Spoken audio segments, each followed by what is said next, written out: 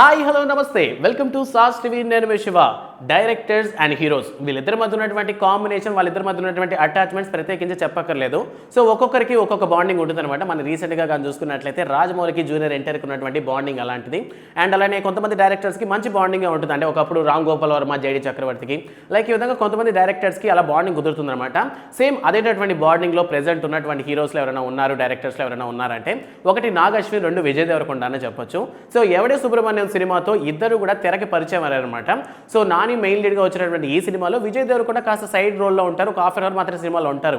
But Nag అశ్విన్కి అవకాశం ఇవ్వటం వల్ల ఆ టైంలో విజయ్ దేవరకొండ కూడాను పెద్ద ఛాన్సెస్ లేవు. సో ఉన్నటువంటి ఛాన్స్ అందిపుచ్చుకొని నమ్మాడనే చెప్పుకోవచ్చు ఆ టైంలో ఉన్నటువంటి నాగ్ అశ్విన్ని. సో ఆ విధంగా ఛాన్స్ ఇవ్వడం వల్ల ఏంటంటే నాగ్ అశ్విన్ కూడా అభిమానాన్ని చాటుకున్నారు. సో ఆ స్నేహానికి విలువిచ్చి నెక్స్ట్ అతను తీసినటువంటి ఏ మూవీ అయినా సరే దాంట్లో విజయ్ దేవరకొండని ఇంక్లూడ్ చేయడం స్టార్ట్ అయింది. సో ఆ విధంగానే మహానటిలో చిన్న జర్నలిస్ట్ పాత్ర అయినప్పటికీ కూడా విజయ్ దేవరకొండ స్నేహం కోసం అంటే జస్ట్ ఫ్రెండ్షిప్ కోసమే ఆ మూవీ చేయడం జరిగింది. ఇక రీసెంట్గా వచ్చినటువంటి కల్కి 2898 AD సినిమాకి సంబంధించినంత వరకు నాగ్ అశ్విన్ ఒక పాన్ ఇండియన్ వరల్డ్ డైరెక్టర్ అయిపోయాడనే చెప్పుకోవచ్చు. అండ్ అప్పుడు అంటే ఏమంటారు, పాత ఎవడే సుబ్రహ్మణ్య టైంలో ఉన్నటువంటి విజయ్ దేవరకొండ ప్రెజెంట్ ఇప్పుడు ఒక నేషనల్ స్టార్ అయ్యాడని చెప్పుకోవచ్చు. సో ఒక 10 ఏళ్ల క్రితం వచ్చినటువంటి ఎవడే సుబ్రహ్మణ్య టైంలో తీసుకునేటువంటి ఒక పిక్చర్ ప్రెజెంట్ సోషల్ మీడియాలో వైరల్ అవుతూ ఉంది. సో అప్పటి నుంచి వీళ్ళ బాండింగ్ అనేది నడుస్తూనే ఉంది. అంటే చాలా హెల్దీ బాండింగ్ అయితే ఉంది వీళ్ళిద్దరి మధ్య.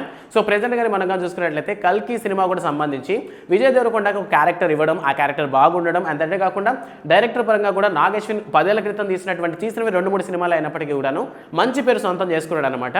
సో ఈ విధంగా బాండింగ్ అనేది కరెక్ట్గా ఉంటే, ఒక విజన్ గాను ఉంటే చాలా మంది ఇలా ముందుకెళ్ళే ఛాన్సెస్ ఉన్నాయని సోషల్ మీడియాలో కామెంట్స్ వస్తున్నాయి ఈ ఫోటో కింద.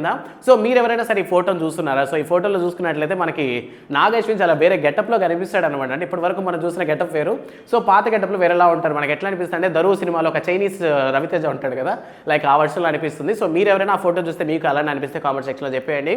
సో మొత్తం మీద మీ ఒపీనియన్ ప్రకారం కంటిన్యూస్గా బాండింగ్ నడిస్తే, ఎగ్జాంపుల్కి మనకి త్రివిక్రమ్ శ్రీనివాస్ కావచ్చు, సునీల్ కావచ్చు, వీరిద్దరి బాండింగ్ కూడా అలాంటిదే అనమాట. సో ఎన్ని ఏళ్ళ నుంచి కంటిన్యూస్గా కష్టపడుతూ వచ్చారు, present they get success. So మీలో ఎంతమంది అనుకుంటున్నారు ఈ విధంగా ప్రెజెంట్ నెక్స్ట్ 10 yearsలో నేను ఇలా ఉండాలి లేదా ఈ ప్లేస్లో చూడాలని నేను అనుకునే వాళ్ళు ఎవరైనా ఉంటే కామెంట్ సెక్షన్లో మీరు ఎలా ఉండాలనుకుంటున్న విషయాన్ని కామెంట్ సెక్షన్లో మెన్షన్ చేయండి. And present Nag Ashwin and Vijay Deverakonda మీద మీకున్నటువంటి ఒపీనియన్ ఏంటన్న విషయాన్ని కూడా కామెంట్ సెక్షన్లో చెప్పడం మర్చిపోద్దు. వీడియో నచ్చితే లైక్ చేయండి. Don't forget to subscribe sauce TV. Thanks for watching.